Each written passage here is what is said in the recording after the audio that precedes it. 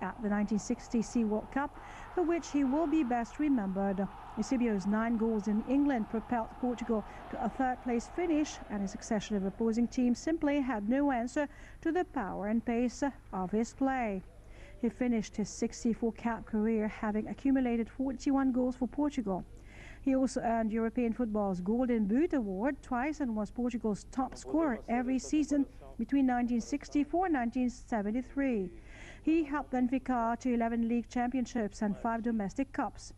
Married with 2 daughters in retirement, he became an ambassador for Benfica and the Portuguese Football Federation.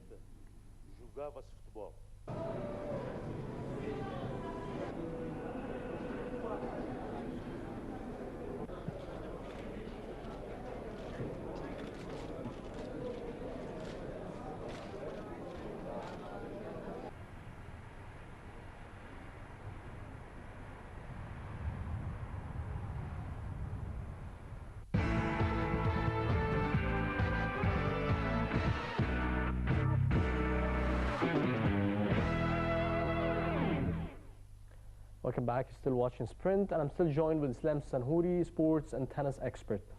Now, Eusebio is definitely one of the legendary players, and I think as we saw in the story, definitely the thousands were really sad about his absence, and definitely they appreciated his career being a legendary football player. Exactly, he's a legend for Portugal in particular, and he's basically African from Mozambique, and what he achieved for his country, I mean Portugal, and then his team, Benfica, is great. Yes. But still, Al Ahly beat them 3-2. That was in the 60s when they were the best team. They won the European Cup for clubs, and they came and they played Al Ahly. It was a wonderful match, and Al Ahly, we are very proud of Al Ahly always.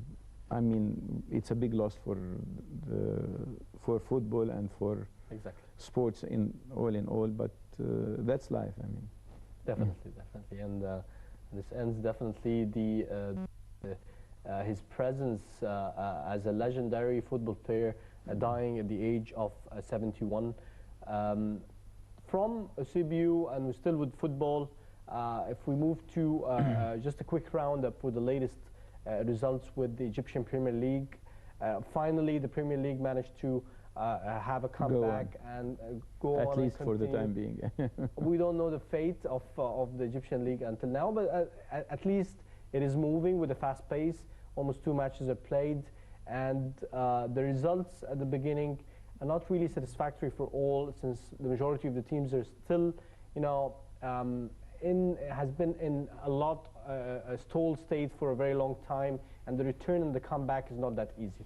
So how would you look at the return of the Egyptian Premier League in general before we come to Zamalek's recent match? I think it's a very good competition, and the players needs the game, and the fans as well, and the economy, because football now it is industry in itself.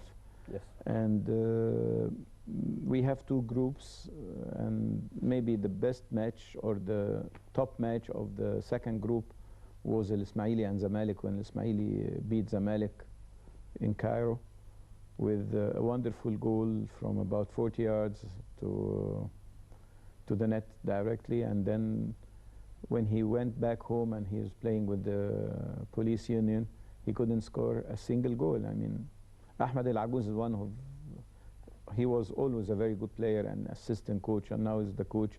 I think the win against Zamalek will consolidate his situation with the management, with the administration, with the board of the Ismaili team. Yes. And Ismaili on top of the group, Zamalek chasing him, though he lost 3 points.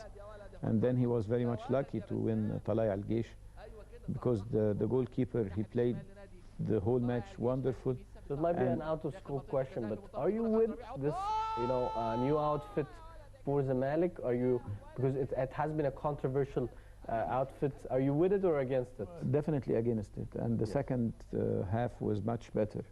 because even they shouldn't allow such thing like that. They are very nearby. The two teams are wearing something reddish and then black or dark color short, so it's very confusing. And the second time, the white outfit would have I don't know why. The Zamalek always they were known by the white and the two lines, red lines, like that. I don't know why they are changing. I don't think this match it was necessary to have the second outfit, the second colors, like you mentioned, red and pink. Pink is very feminine, actually. Yes. I don't know why they are choosing that. Yes. Maybe they are preparing for another team. Or another game. Maybe. I'm sorry to say so, but they played wonderful when they got their normal outfit. Yeah, the normal outfit. Right, so this was a match that Zamalek managed to win Talaq Gish 1-0. And like you mentioned, it's a comeback, a relatively morale comeback for them to recover the defeat that they just had. Yeah, and the goal, it looks like it was in the right corner. The goal scored from very, very big mistake for the goalkeeper. Same as what happened. Yeah, Abdel Shafi, I don't think that his intention was to put the ball in the net, but he was making an over to let somebody else do it, and then the goalkeeper was misled completely. Same as what happened with Abdullah Saeed and Smuha. Yes. Exactly, but this was from the left corner and this was from the right corner. And definitely from the left corner, Abdullah Saeed shoot with his right leg, and the other one he shoot with his left leg. So Zamalek is now 6 points, 4 points behind the leaders of Group B, which is Ismaili. Do you think this is a switch? We've seen the previous season, which was stopped and discontinued. We've seen that Zamalek had these consecutive winning streaks all of the time. Do you think there is a switch now? Ismaili is more prepared for this competition? They are very close. All the teams are very close to each other. And then here is the goal. Look, the goalkeeper, what are you doing? Something. And it wasn't that high. He could have even would catch never it. dream to have this. No, yeah. It was very lucky goal, but definitely the end result went to the Zamalek, who deserves it. I mean, they deserve the win. And so that was the fourth match for Ismaili, and they had 3 first wins, and this was a draw. And despite this draw, they still managed to be topping the group. They won. This is not a big thing to be in top of the group in the first 4 or even 7 or 8 matches. Still too early. Still too early. But do you see that they have a consistent performance, especially if they won a giant like Zamalek? Yeah, you can say that Ismaili in Cairo, he beat Zamalek, and Ismaili in Ismailia, he made a draw with the Police Union. So it is a matter of tawfiq. I don't know. I can't say it luck, but tawfiq. And then they are doing well. They are competing, and definitely expected that Zamalek and Ismaili will be the 2 teams to come out of this group, as well as Al Ahli and MP, they are going to play tomorrow.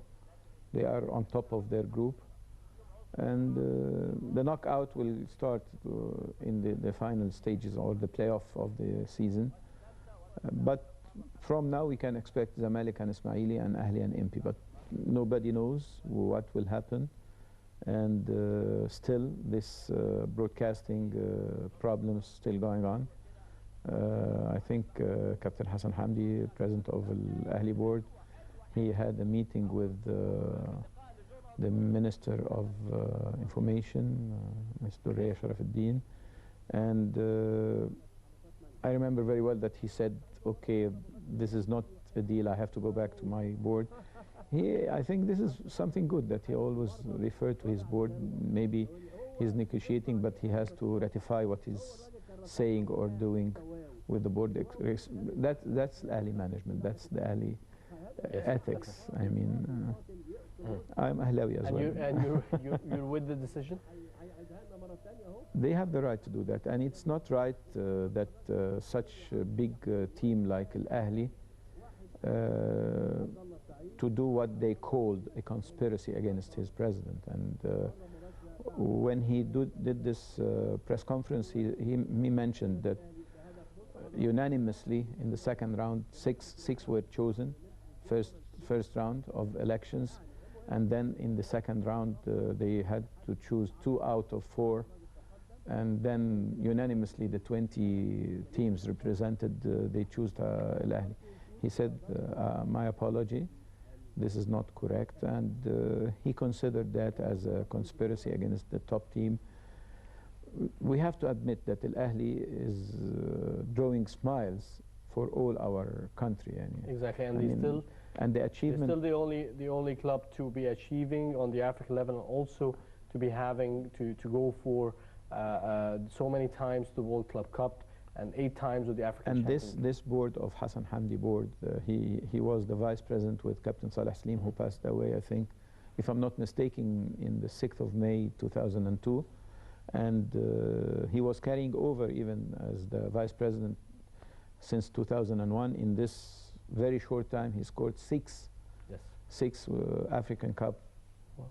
It's a great achievement. I don't think anybody else can achieve what he achieved. Yes. And then I don't know what to say, but it's a pity that there is still some problems. We hope that it could be covered. Yeah, exactly, because we want Al Ahly to achieve more and more. Right, time up flew. I'd like to thank you very much, Islam, for joining us. It has been a great pleasure. Thank you. It's my pleasure. Thank you. And with this, we come to the end of this edition of Sprint. We really thank you for watching, and we hope you enjoyed this edition as much as we had. Thanks for watching, and have a great night. Goodbye.